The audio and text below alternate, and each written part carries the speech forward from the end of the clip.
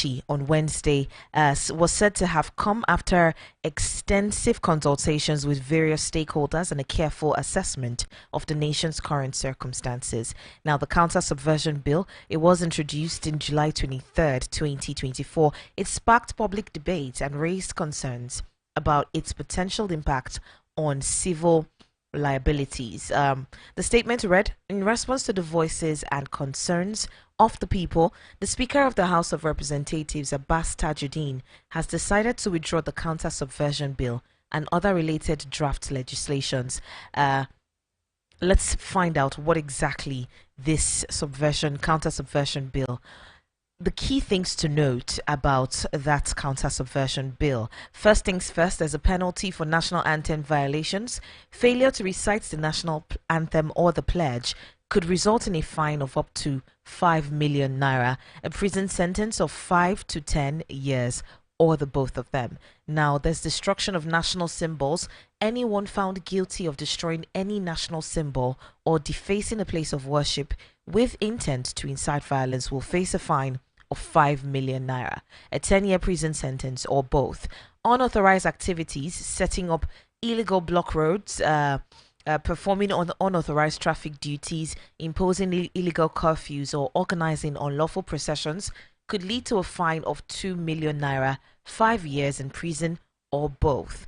If you insult leadership, insulting, defaming, bringing disrepute to community, religious, or government leaders, carries a fine of 4 million naira or a 2-year prison sentence. If you threaten national security by engaging in activities that foster mistrust, intolerance, or violence threatening Nigeria's peace and security, could result in the fine of 5 million naira, a 10-year prison sentence, or both. If you disregard Nigerian sovereignty, you pledge loyalty to or supporting organizations disregarding Nigeria's sovereignty, could result in a fine of 3 million naira or a 4-year prison sentence. If you have any sort of foreign interference, that's receiving funds or political support from foreign entities that conflict with Nigeria's interest, could lead to a fine of 15 million naira or a 20-year prison term. If you undermine national security, now this is any activity that disrupts community harmony, disturbs peaceful coexistence, or undermine national security, could result in a fine of 3 million naira, 5 years, or in prison, or both. Disobedience to authority, persistently disobeying or disrespecting constitutional authority, could lead to a 3-year prison sentence on the first offense and 7 years for subsequent offenses, or a fine of 5 million naira. This is a lot to unpack, but just give us a moment. We'll get there. Meanwhile, you can join the conversation on YouTube. It is at Voice of the People Abuja. Voice of the People Abuja. Join us live on YouTube. Also, the number to call to be a part of this conversation is 0808 312 8618. 0808 312 8618. Good morning, Mr. Larry. Welcome. Good morning, Jesse. Good morning, Abuja. I hope we are good this morning. We're good. All right, let's get on with this counter-subversion bill. I just did an expose into what it's all about, but let me get your 2 cents.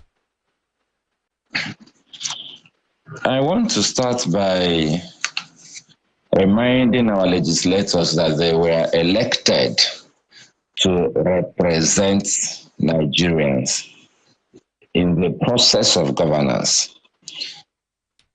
Tajuddin Abbas is the head of an institution called the House of Representatives. So their primary duty is supposed to be to represent ordinary Nigerians who can't all come to Abuja to say their bit to the executive. And they represent us also when they receive bills or present bills to be passed into law. Unfortunately, they do not represent us because I am sure, I don't want to even speculate, I'm sure that Mr. Tajuddin Abbas did not go to his constituency office to tell the people who ostensibly elected him that he was going to the House of Representatives to present this obnoxious bill. I'm sure of that. Because if he did, his people would have told us. So he didn't. And it is because they do not understand democracy itself that we have these kind of conversations. Because we elect people or we allow people who don't understand democracy to rig their way into office. That actually brings us to this kind of conversation.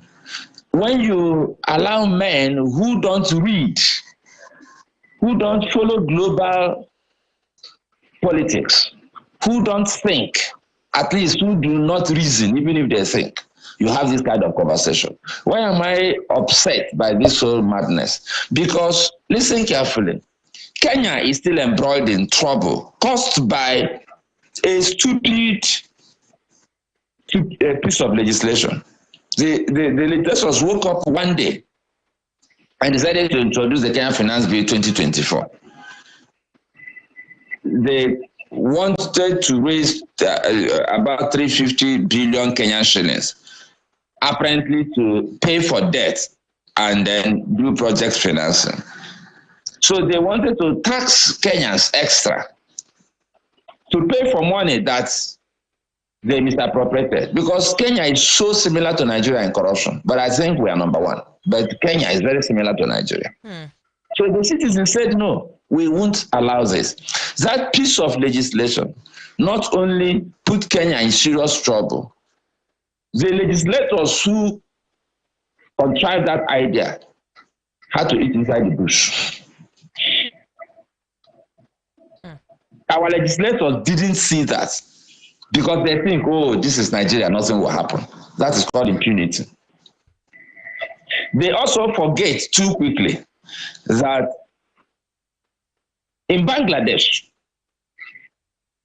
it was the practice of reserving quota, civil service quota, for relatives of veterans that led to students going to the streets to say, we can't continue allowing this discrimination. We can't continue allowing scarce civil service jobs to be allocated to special persons, while the rest of us are not able to get jobs. And these jobs pay better than the regular jobs, just like what we have in Nigeria. They went to the streets. From going to the streets to protest this discrimination, other people joined them. And today, as we speak, the Prime Minister fled. And the country is embroiled in massive controversy. If we have politicians who have capacity to reason, they can be discussing this right after end bad governance protest. Okay, Mr. Larry, I just listed out 10 of the different things in that particular bill, right? Which ones spark the greatest source of concern for you? It's good you actually asked this question, because I was going to go there, but now that you've asked the question, it's not just about which. All of them are actually terrible. I don't know how they decided to think like that, but let me be specific. Unlawful processions actually doesn't make sense in a democracy like the one we have.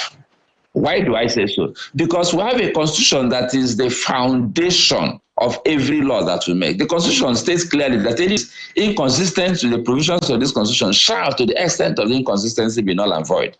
And they want to give us a piece of legislation that will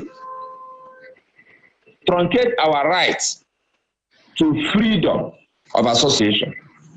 We don't need permission to do procession. Even that amendment in itself is illegal, because it's against the letter and spirit of the Constitution. The only way you can stop us from having processions is to go and amend the Constitution. So they don't even understand legislation.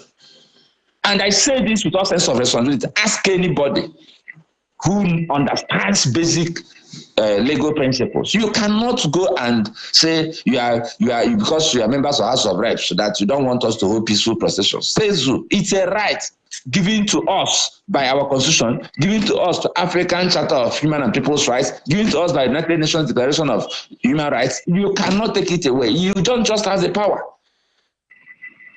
These are men who engage in possessions also aggrieved, or so they claimed, because they were not aggrieved. They were just looking for an opportunity to get their hands on our wallet. But they pretended to be aggrieved, and they did processions. And then when they said insult leadership, how do you define insult? You know, I don't understand. I'll be honest with you. The first time my friend sent me the details of, I was so upset that I had to calm myself down to begin to reason things through. What do we do about this? What do we do about this? How do you explain insult leadership? They don't understand the meaning of democracy. We have the right to speak. And even if I speak to a leader in a way that makes the leader feel that he has been insulted, insult in this is not an offense. But if you feel that your reputation has been maligned, you go to court. We have laws already on that. If you feel that I've injured your reputation, you go to court. But if you feel insulted, if I say you don't have common sense and you decide to challenge me on that, fine. The court will decide whether that has injured your reputation. And if we come to court, if I can prove that you have behaved in a way that suggests that you don't have common sense, it means I didn't have any reputation you have, because you didn't even have the reputation. So insult leadership is a very nebulous statement. It's difficult to define. And that's why they put it there, so they can begin to harass people who tell truth to power. So there are a lot of ambiguous. They mentioned threatening national security. The biggest threat to national security in Nigeria are the politicians. I'll be honest with you, and I'm not joking. There is no bigger threat to national security than politicians who refuse to obey court orders, who refuse to obey the law, who steal our money in broad daylight, who refuse to be held accountable. There is no bigger threat to national security. It is their actions that led to NSAS protests. It's their actions that led to end bad governance protests. So what is the bigger threat to national security than their conduct? And they're legislating against the people. And in all of their conversations, there was no single mention of corruption. These are men that are invited to come to the same National Assembly. These men invite politicians to come and speak to them. They refuse. And they don't do anything about it. These are men that are invited by EHCC. They refuse to go. And then you are saying that we are threatening national security. Then they talked about receiving funds from entities abroad. But the politicians have refused to disclose how they receive and expend money for campaigns in Nigeria. Consistently so. We don't know whether they receive funds from abroad, from Nigeria, from criminals. Nobody knows. They spend way above the approved limits for campaigns and elections. And they have the effrontery to tell us about receiving funds, when they conceal their own sources of funds and refuse to account to us how they receive the funds they use to buy votes. They don't have the moral authority, nor the moral standing, nor even the legal standing to legislate on this matter. They need to go and mess first. When they finish cleaning their organs table, then they can come and talk to us. And then they talked about undermining national authority. Hello, politicians that refuse to respond to calls by legitimate institutions. Politicians that run away from Nigeria when they feel that do you know that some politicians who ran away when PDP lost elections are still outside Nigeria, who took flight? You know some of them. They're the politicians who do everything to subvert justice are telling us about undermining national authority. These are men and women who, if you ask our politicians to recite national anthem today, more than 90% of them will not be able to recite it. And I'm not joking. Because when you see them in public space, most of the time, they shut their mouth. They don't say anything. Either they don't believe in Nigeria or they don't know what to say. So they are not in a position to discuss on the national authority when they steal money that's supposed to be used to run this nation. When they make our refineries incapable of functioning. When they damage all institutions, we have Ajaokuta steel plant, the same political class made it impossible for Ajaokuta to function. Refineries are not functioning. Nigerian National Shipping Line was stolen to death. That they stole so much that the company became moribund and died. Nigerian Airways was, therefore, they looted it dry and then sold the aeroplanes to themselves to float their own airlines. These are the politicians that are telling us about national authority. Where did they get that from? We have Nigerian Railways. It's not functioning. All public institutions are moribund. Everything. And it's the same politicians that damage them.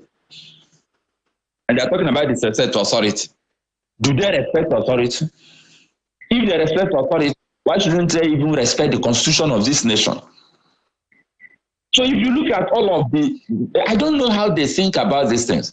And you see, I think we need to get to that point. I've recommended this before.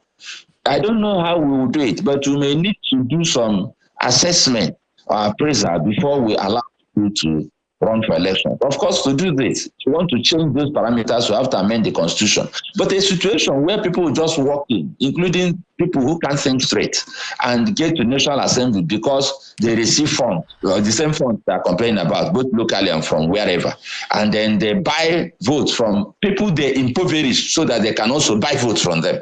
And they go there and they sit down and they do things that can practically set the nation ablaze. This is what's happening in Kenya now. This is what Bangladesh is passing through. This is what several nations have passed through. And just as we are trying to amend the damage done by the end bad governance protest, which was backed by their own decisions, including the kind of cars they buy and all of that for themselves, they are now trying to bring us again to another protest. All right, Mr. Larry. It's sad, really. I'll be honest with you. It's sad that we have men and women who are incapable. Because I'm also particularly sad that we have so many new legislators. Where is the voice of the so-called Labour Party legislators? The people they told us that were riding Okada. Where were they when this was going on? What did they say? So there's a conspiracy. So once you are elected into that place, there's an indoctrination. They explain to you that this is a place where you come and chop. Forget all those yes, we are talking them because we're impoverished. Now you're part of the elite class. Just let's chop this money. You can't stop this trade. You can, but they told us that the minority away. We don't even hear the say of our minority. What happened to all those men who came from minority parties, who were not politically inclined before now, who were not privileged to loot our economy before now, who have not been adapted to that system? That also goes to prove what I've always said, that most Nigerians, let me not use most, many Nigerians are secretly like the politicians that they're angry about. If not, you cannot go to a National Assembly and adapt so quickly that we don't even get to hear your say. You don't have voice, you don't speak. If I'm a legislator, and I'm not joking, and God is my witness, if I'm a legislator and you bring this bill, I will stand up there and say, this bill will create problems in Nigeria and it's unconstitutional. I will say it. You can't evict me, I'm elected by my people. I will go to the constituency office and tell them, I give them a copy of the bill, that this is the bill they brought and this is what I said. You people should start talking now, no, not tomorrow you say I didn't talk. And I'll go back. The only thing they can do is to conspire to see that you lose the next election. And if the people allow them to succeed, it means they don't want good governance. Simple. Did you hear, sorry, Gessi, did anybody tell us officially, or did anybody stand up in that house to say, I no agree that this is not right? Nobody that I know of. That tells you how your country works. Sad, very sad. All right. Talking about the people, right? You have the opportunity to let us know what you think about this subversion bill, even though we know now that the speaker has gone ahead to bow to pressure and withdraw that controversial bill. Somebody talked some sense into him. Somebody talked some sense into him, because this one would have cost him his job. That is, if it's only his job that it will cost him. I wanted to introduce anarchy. This is not a bill. The man wanted to introduce anarchy to Nigeria. There's no way Nigerians can go back. I mean, this is worse than colonialism.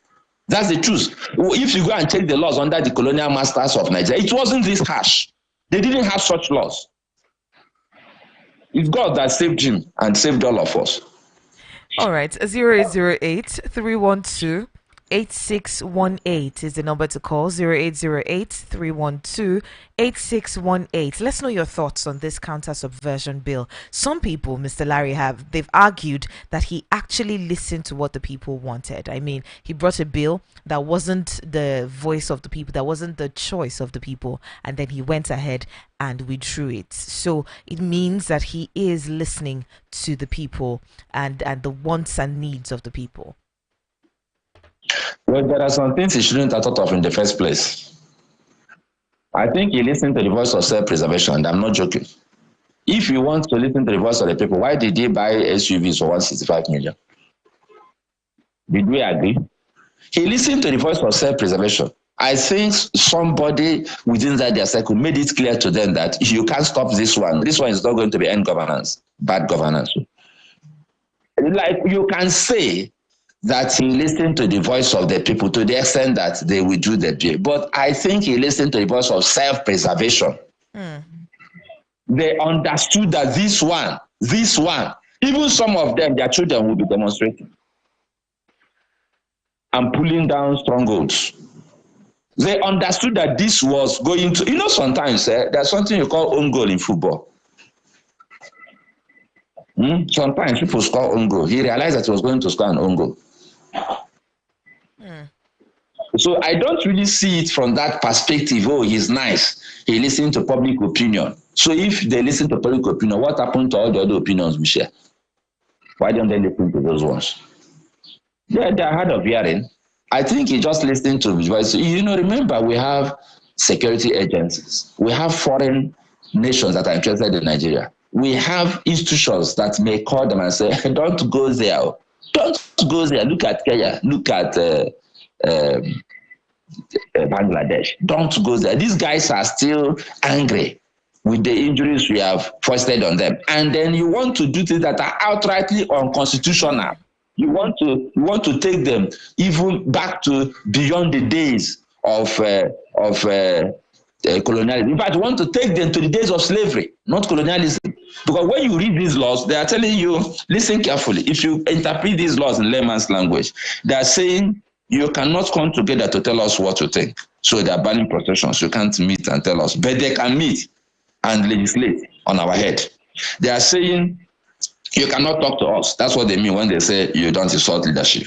They are saying that in fact, that you cannot even say your mind about how you're secured. You can't criticize, you can't say anything. So you can't threaten national security. Anything you do that makes them uncomfortable is a threat to national security. You can't receive funds from entities. So maybe at some point, if there is a protest now and your brother in Europe sends you money, because you demonstrated yesterday, they will say that you're receiving funds for funding a protest and they will put you in jail. So we can't even get help. Because these are guys are looking for loopholes to just subject us to servitude. So they just use omnibus legislation, plus the statements that are very difficult to define. Things like undermine national security, disrespect to authority. Do they deserve respect? You see, you have to deserve respect before you start talking of this. Do you deserve respect? Do our leaders really deserve the respect they are asking for? Mr. Larry, whether we like it or not, they are constitutionally elected. So by the law, we're even supposed to give them respect. What's your definition of respect? You see, like the law didn't say we should. There's nowhere in the constitution that they say we should respect politicians. So. And you should also realize that the law in Nigeria has a code of conduct for public officers. Are you aware? Mm-hmm. And they breach the code of conduct consistently. The law gives us permission to say our mind. That is what we do.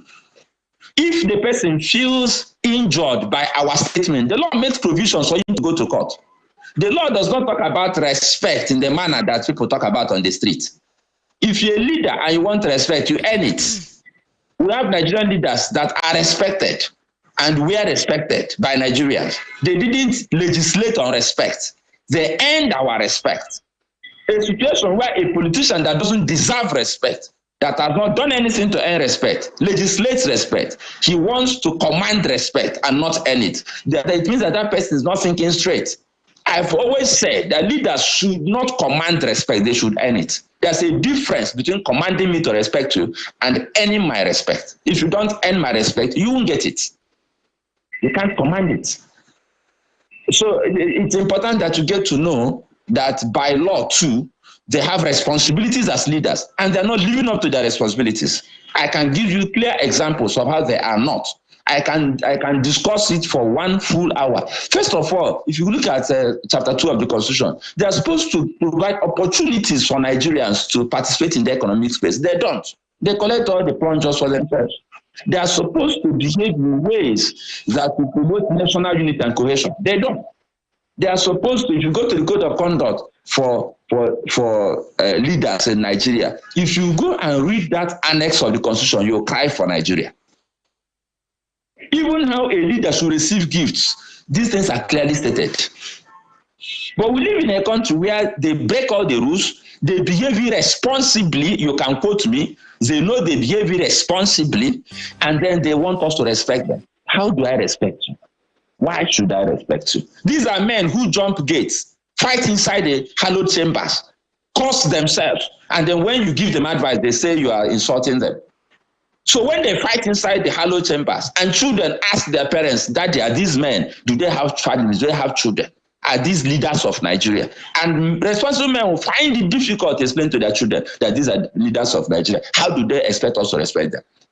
You have seen them on national television fighting all the time. Go and Google. You see some of them flying like Jackie Chan inside hallowed chambers. So let's not talk about respect. They don't deserve to be respected. You can quote me, and they know. Nigerians know what I'm saying is true. Even the politicians know. All right.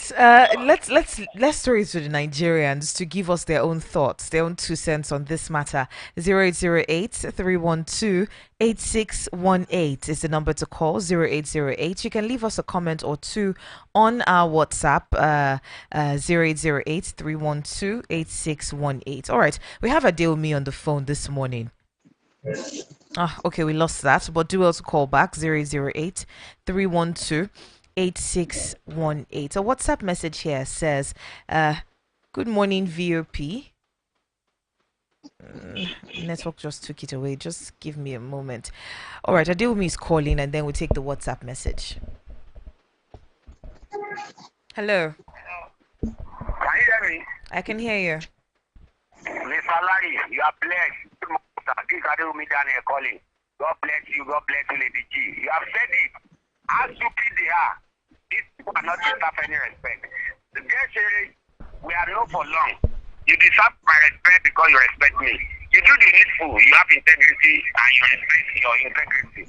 How can my senator, who is supporting me, or as a friend, who is from my own village, and call me lazy or call me a dog because we go to his house in the village to go and if it happened to me, you understand? During the last previous government, I remember our former friend, he has been there for 10 years. When I go home, I said that this man should not come back again. People should let us go and let him know. Sir, you are not deserved to come back. He was looking at me. He said, your dad has to be in opposition every time. Anything their father is. I said, sir, you have been in this house of prayer for 12 years. You are telling us that you want to become speaker. When Tinubu will become senator. And then Tinubu will be president. You will become senator from Southwest again. Sir, do you think that we don't know what we are doing? You think that we are all daft? The beginning insulted us that we are out, and the school that we went does not have any matter to our life. You want me to respect that type of stupid human being? How will I respect him? Wait, Adeomi, wait first. First of all, Adeomi, hold on now. Which of the senators are you talking about? Or House of Reps members are you? From Osun Central. He was the former PDPC National Secretary. He insulted us. My rep, Olufemi, he was insulting me. We went to meet them and said, you people should not deserve to go back. What are you doing? You are defending the government that is not doing well for us. They say we are tough, we are non-entity, we are deaf. You want me to respect the public? Thank God, they are not coming. We'll come in there, they will not come back, and they didn't come back. This is what is going to happen to the president. We are being senator because we say we don't want APC again in our state. Now they are there. Well, the other day, I went to Apple to go and meet the House of Reps of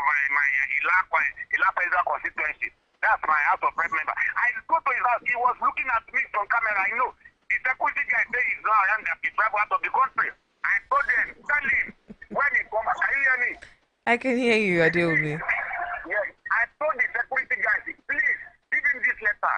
The guy say he will not collect the letter because he will not acknowledge it. I said, no problem. But tell him, I promise him because it's our life. 2027 All right. will be history. We are supposed to address him as a former House of Rep member. How can I respect them? We are telling them, if they know they born their way, let them come village. They will see something. Everybody is waiting for them now. All these nonsense law that they are making in favor of themselves. We are waiting. Nigerians rise up that they are the one who says the tiger, the tail of the tiger now, and they will meet us. They should come. I want how many police will defend all of them. Let the Nigerian police go up to 1 million. Let them share it with themselves. They will meet us. All right, Adeomi. Mr. Larry, did you get that? Yes, I got some parts of what he said, but it also goes back to what I was saying. But can you paraphrase the critical points? I got just a few sentences. Okay, he talks about the fact that a particular senator representing his constituency wanted to do something with the federal government, and the people said no, and then he went ahead to criticize that particular individual, and they criticized him when he came home, and he started insulting them, telling them that they're not going to move forward and all that, and then he now also talked about a House of Reps member as well, who he went to visit to let him know some of the grievances that they were having with the House of Reps, and he went to his house, and he knows he was looking at him through the CCTV, and he told the security man to let him know that he was not around, and he was like he would go back. And that's representation. I think I got not only what he said, but I felt his anger. And these are Nigerians that are working hard to hold our politicians accountable. But it tells you that these men don't deserve respect. Those who deserve respect get it. Those who don't deserve respect don't get it. That is how life works. Adeomi, thank you for even trying to hold these men accountable and continue. We are doing a mapping very soon, and we'll send that report around of legislators that have constituency offices in the Southeast, functional constituency offices, and we're going to publish it. You see, we need to hold them accountable. We need to actually embarrass them into serving us. So Adeomi, don't give up. Keep following them up. They may not want to see you, but they cannot stop you from sharing your experiences in public space. I will have to continue doing that. All right. Thank you so much, Mr. Larry. What else? Let me see. We still have some time to have a conversation about this. Voice of the People Abuja is the YouTube channel. You can also join the conversation. 0808 312 8618 is the number to call to be part of our conversation. 0808 312 8618. I mean, Mr. Larry, looking at this conversation, right, I'm looking at it from another perspective. The number of House of Reps members who are pushing bills that will actually help to change the people in one way or the other. It may not be anything big. It may not be something, outrageously, that can change the world, but it could be something small, one or two things. Okay, let's get some sense of, I don't know what examples to use at this point, but something small, because little drops of water makes the ocean, right? So do we even have senators and House of Reps members who are doing something small to help their people? The only thing they know how to do is to share palliative and share tricycles and share exercise books. One of the things they can do, which is their legitimate duty, and it doesn't even take so much anything like legislation, is oversight. We have a House Committee on Policing and Related Matters. We have similar committee at the Senate. We have a police in Nigeria that will ask people to pay mobilization to conduct investigations. We ask the police, you have a police force in Nigeria that is actually so difficult to relate with that some Nigerians would rather relate with thugs than the police.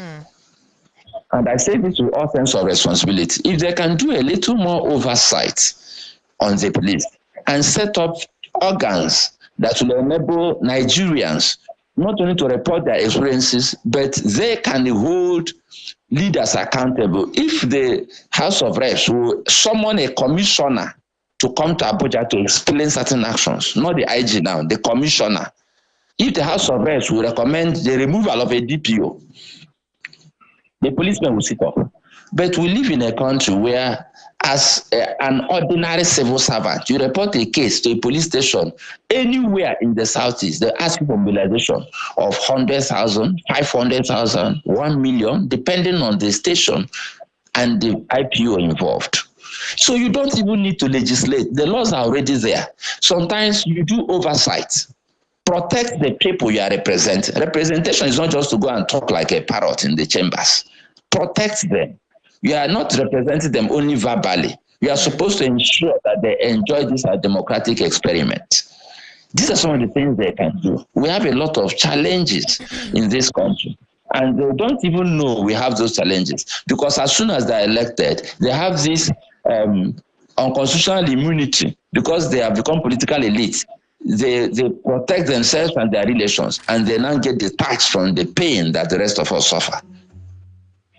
The day they start doing that, they may earn our respect. Until they do that, I don't see how people can respect them, except the few of them that their heads are properly wired and maybe they do the right thing. The people, yes, can respect them. But the best way to get respected is to earn it, not to command it. All right. Thank you so much, Mr. Larry, for your time this morning. We appreciate it. Well, it's my pleasure, and I hope we're all listening to the voice of the people. Adeomi, keep doing what you're doing. Gesere, you are great. And the voice of the people are better. Thumbs up to you. It looks like you're doing a yeoman's job. Nobody appears to be listening, but people are listening. You'll be surprised. When the day of reckoning comes, your flag will lift their high. Thanks for doing what you do. All right. All right, we have Nonso Arinzechi here in the studio. UEFA night yesterday was a huge night. Carlo Ancelotti's Champions League winners took the lead in the 59th minute. You had Valverde and Mbappe stealing the show yesterday. Yeah, just like you did say, it's not only the flag of voice of the people that was lifted high yesterday. A certain Real Madrid team also was lifted high. Yesterday, their record 6 Super Cup title. For Mbappe, it's 1 game, 1 goal, 1 trophy, and the Mbappe era has begun. So exactly. I mean, this is his first in the Real Madrid, absolutely. And he's already doing what he knows how to do. I'm smiling because I'm excited about it, but some people wanted the other team, Atalanta, to win. Maybe because of our brother, our Nigerian Africa Footballer of the Year hopeful. Demola Lukman, something. He had a great game. Despite you could feel the inexperience in the team, some poor decisions. They were in total dominance in the first half. They had better of the first part of the second half. But when experience mattered the most, Federico Valverde, Vinicius Junior, Kylian Mbappe, bang, and like they say, the rest is history. It's national stadium in Walcross. They couldn't stop Madrid from playing. Who were you supporting? I was supporting football. I'm a football fan, and I love football. You didn't have any personal favorites at all? I was just enjoying the euphoria. I was one who didn't even want Mbappe to win because I know it would take the whole how would I put it now? It would take the whole intention from the Madrid team who have been doing so well under Carlo Ancelotti to Mbappe. Now becomes Mbappe's show. But don't forget there was a Vinicius Junior who assisted the first goal. There was Federico Valverde. There was a Thibaut Courtois who made a fantastic save just at the start of the second half. A nail biting. That was absolute gorgeous. Top class worthy save, and but at the end of the day, the story remains that it's Mbappe's show. He begins with a bang and his first trophy in his first game for Real Madrid. No, so I'm not sure what you have prepared, but the Minister of Sports yesterday had a conversation on Channels Television. Absolutely. I'm just going to be playing a couple of clips here and there, and then you give me your overview of what you think happened. All right, so talking about who do we rely heavily, why rather we rely heavily on foreign-based Nigerians, this is what the Minister of Sports had to say about that. Let's take a listen. So that's what they did. So I think that we need to confront. So are we getting a commitment tonight? We need that going from here, you are taking deliberate steps to ensure that we build a structure. Incidentally, this decision can't be taken by me alone. I mean, because those outlets come from where? They come from states, they come from local governments. Our sub-regional governments need to be involved, right? Incidentally, sports is in the concurrent list of the Constitution. So everybody's hands needs to be on deck. The sub-nationals, the private sector, government, all of that need to be in totality. But the minister is going to lead that charge. It's going to lead the way. Because, I mean, I've told some people, we've been here before. You've mentioned in 2012. But how many years after? 4 years after that, after the 2012, a disastrous outcome just like now, a meeting was convened at the Villa. A lot of talk was done. But 4 years after, what did we manage to get? A bronze in football. Minister, the fact remains that here. All right. So Yeah.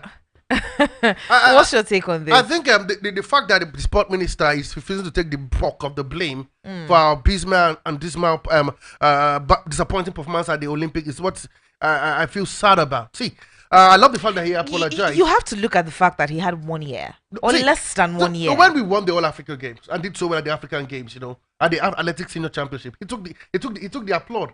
So why can't he take the fall for not doing well? Why didn't he tell us, oh, I was just 6 months into office? Why did he take it? So for me, my own take is this. I think as a minister, he need to first of all, see, I know you will say it was already broken before he came in. It was a mess before he came in. I can go back to the past 2-3 ministers of sports.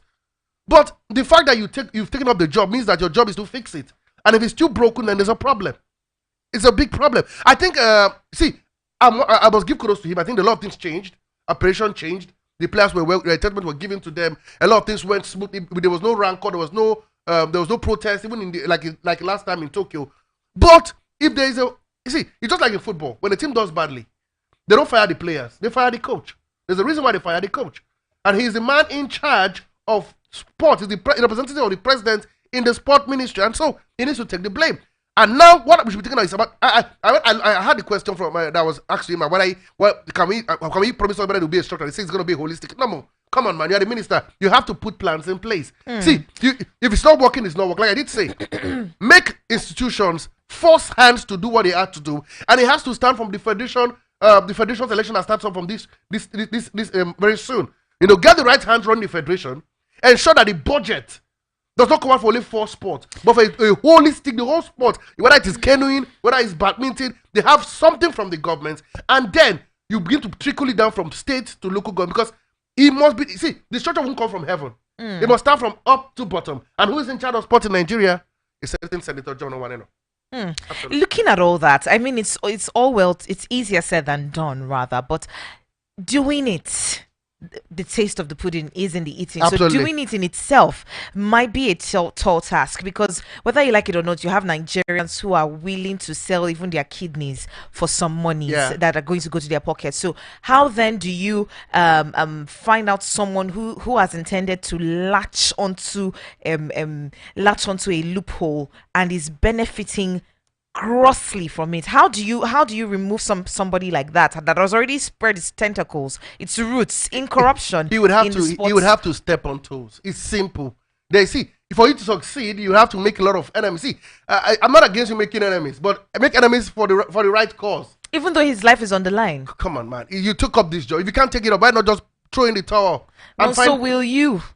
Why won't I stop the port minister? I think for some of his policies in recent times have been top notch. I did say from the campaign in Germany, the different campaign before the tournament. Even right now, the Paralympics are campaigning in Germany already. The athletes are happy. They was like this is the best they've had in a long while. This is beyond a quick fix. 6 months, 1 year. No, the Olympic for the next 4 years is in LA. Starts from now. What plans are you? Put some. If I'm the minister, I'm going to look at what are our possibilities of winning medals. Okay. Start putting them on a certain amount of money to ensure they are preparing. Follow up.